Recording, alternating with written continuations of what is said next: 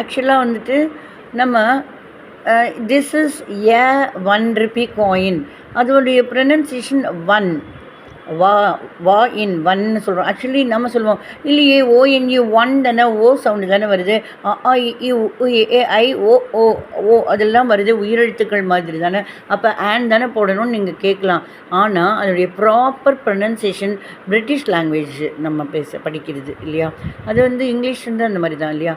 So one அதுதான் கரெக்டானது.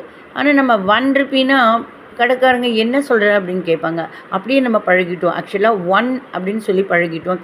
ப்ராப்பரான pronunciation one. This is a 1 Ruby coin. வா.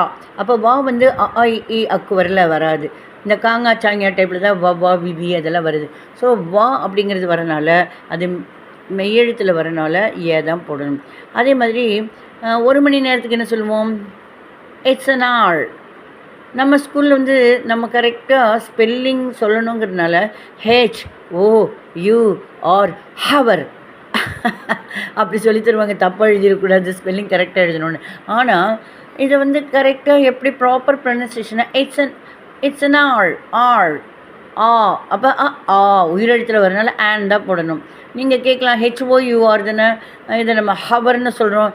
ஹெச் வந்துட்டு அந்த ஏஇஐஓயுவை தவிர தானே இருக்குது. மற்ற லெட்டர்ஸில் ஏ டு இசட்குள்ளே ஏஇஐஓயுவை தவிர தானே வருது. கான்சனன்ஸ்னால் நீங்கள் ஏ போட சொல்லியிருக்கீங்க, ஆனால் ஆன் எப்படி வரும் அப்படின்னு நீங்கள் கேட்கலாம். இதுலேயே நமக்கு பெரிய சந்தேகமாக இருக்கும் எக்ஸாம்பிள்லாம். ஆனால் இதை வந்து கரெக்டான ப்ரொனன்சியேஷன் நம்ம தெரிஞ்சது இது ஈஸியாகும். இட்ஸ் அன் ஆல் ஆ ஆ. அப்போ வந்து உயிரெழுத்துக்கள் இப்போ கண்ணை மூடிட்டு ஆன் போட்டுடலாம். It's an all it's an all. அதே மாதிரி பெரிய பெரிய இப்போ வந்து பெருங்கடல்கள் இருக்கியா, தி கங்கா, தி யமுனா, தி காவேரி, தி நர்மதா, புனிதமான அந்த ரிவர்ஸ்க்கு. அதே மாதிரி யுனைடெட் கிங்டம்னு சொல்கிறோம் இல்லையா. யுனைடெட்னா எல்லாம் சேர்ந்தது தான். மோர் தேன் ஒன். ஒரு பொருள் இல்லை ஒரு இடம், இந்த ஒரே ஒரு பிளேஸு அந்த மாதிரி இல்லாமல் நிறைய பிளேஸுங்க. இப்போ மோர் தேன் ஒன்க்கு மேலேனாவே தி யூஸ் பண்ணணும். So the United kingdom. அதே மாதிரி இன்னொன்று என்னென்னா தேர் இஸ் அ மேன். அங்கே ஒரு மனிதன் இருக்கிறான், அங்கே ஒரு ஆள் இருக்காங்க. முதல் தடவை ஒருத்தங்களை பற்றி சொல்கிறோம்,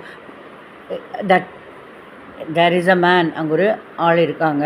அப்போ அதில் ஏ தான், ஏன்னா ஒரு ஆளுக்கு ஏ போடுவோம். மேன்கிறப்ப அந்த ஏஇஐஓயுவை தவிர வந்தனால ஏ யூஸ் பண்ணுறோம். ஒருத்தருக்கு ஏ, தேர் இஸ் அ மேன். அப்புறம் செகண்ட் டைம் அவரை பற்றி சொல்கிறப்ப த யூஸ் பண்ணலாம். He is a man and he is the brave person. He is the bravest person. இல்லைன்னா சொல்லலாம் he is the familiar person. But தங்கிறப்ப செகண்ட் டைம் சொல்கிறப்ப யூஸ் பண்ணலாம். அப்புறம் intelligent. he is an intelligent person. அப்போ இந்த இடத்துல இ வருது இல்லையா, உயிரெழுத்தில் வரனால இ ஐஎன்ன ஐ, அது வந்து ஏஇஐஓயில் வர ஐயும் வருது. ஆனால் அதோட இணைஞ்சிருக்கான்னு பார்க்கணும், இதே மாதிரி சேர்ந்துருக்கான்னு பார்க்கணும். இதே வந்து இ.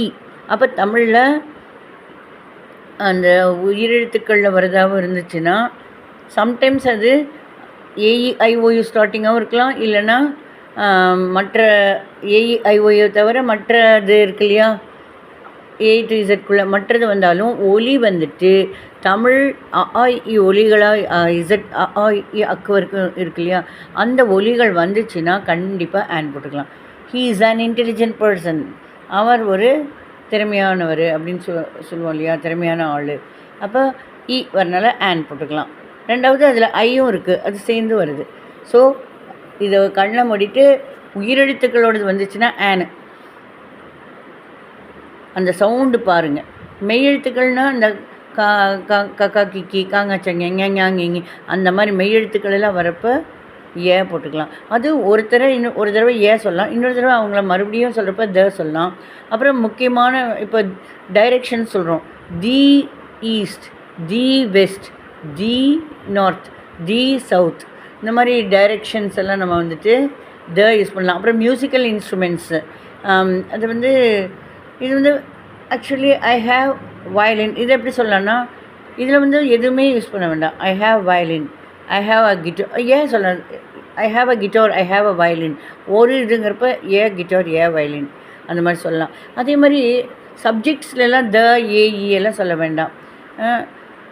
I learn English, I learn Hindi.